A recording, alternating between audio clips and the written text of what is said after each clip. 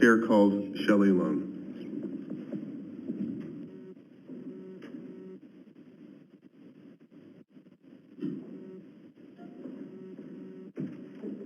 Thank you again, Chairman Meyer and the Ways and Means Committee, and thank you, Representative Murphy and your Chief of Staff, Mr. Williams.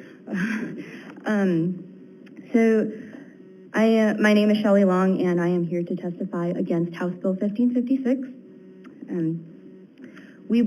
I believe that House Bill 1556 sustains the Texas Economic Development Act's intended purpose, which is to attract new capital-intensive businesses to the state of Texas. However, it does so at the expense of our Texas public schools. I don't believe that the intent of this bill was to defund public education nor to hurt public schools in any way. However, unfortunately, that is the collateral damage due to this bill. So there are 4 different prongs in how this would happen. 1, it would remove school districts' local decision-making authority to accept or reject the application for review. So it goes straight to the comptroller. Number 2, it would exempt eligible businesses from having to pay property taxes. All right, let me interrupt just real quick. Again, make me understand this whole loss of local control thing. I'm still struggling with that whole concept. Yes, sir. So currently, the way that it happens right now is that the application goes to the school district and it goes to the school board. And the school board votes on whether or not they want to accept the application for review. So right now, if the board decides that they don't want to consider this application, then it would not go to the comptroller. They would return the $75,000 fee and it wouldn't move forward. Or it may not even get to that point. They would just say no right off the bat. So that's the portion of the local decision-making process that is currently in place. And House Bill 1556 would remove that first step. And the application would go straight to the comptroller. How does it remove the first step? All it does is remove, sorry, y'all and groups like you. It actually puts direct contact, as I understand it, from the school board, the elected school board officials, with the comptroller to move forward. Is that not accurate?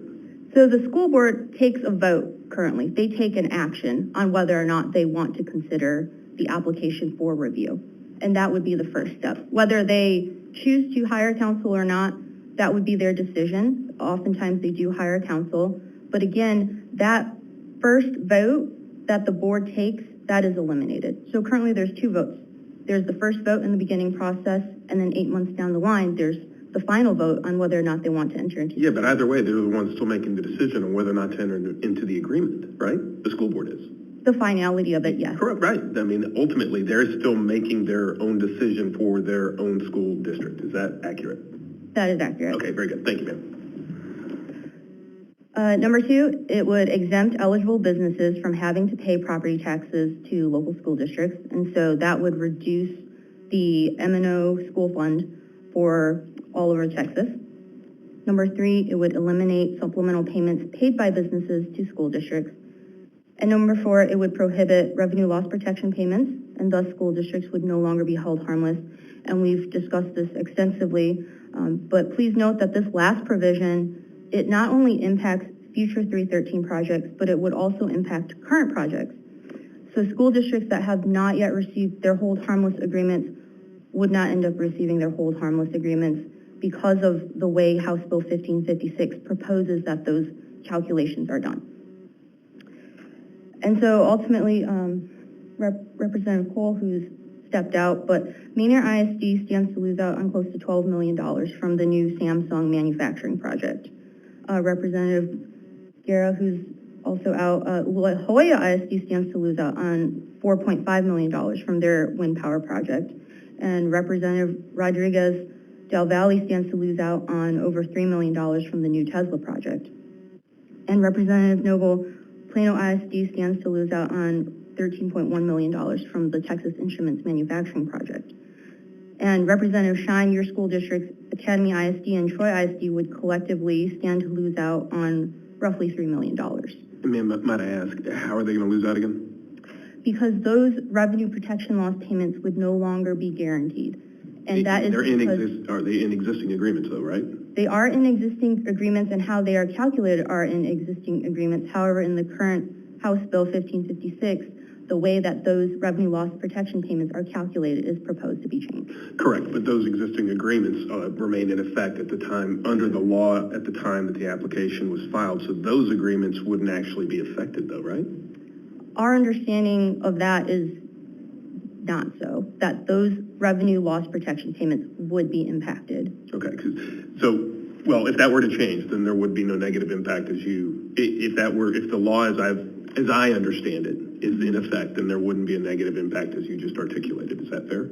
Yes, that is fair. Very good. Because we all need clarification on this point, because I feel like the bill is really, really straightforward when it says the law at the time that the application is filed, that's what governs. And so I don't know why a change that we do, because we do this all the time, right? We amend statutes and they're not retroactive in nature because you don't want to disrupt agreements that have already been entered into. And I believe our Constitution doesn't allow for us to do that anyway. So I feel like I'm pretty confident in my interpretation of the bill, but I'm with you. I think we need to know, but I do, as I've already stated, want to state again, I don't think it's fair for us to go back and change terms that school districts have already agreed to in any way, shape, or form. So we'll get clarification, but that's the way that I understand the bill. And that's certainly fair. And again, there are parts of this bill that we do support, right, such as expansion of the eligible categories to battery storage. And we find that expansion of categories will increase economic development to the state of Texas.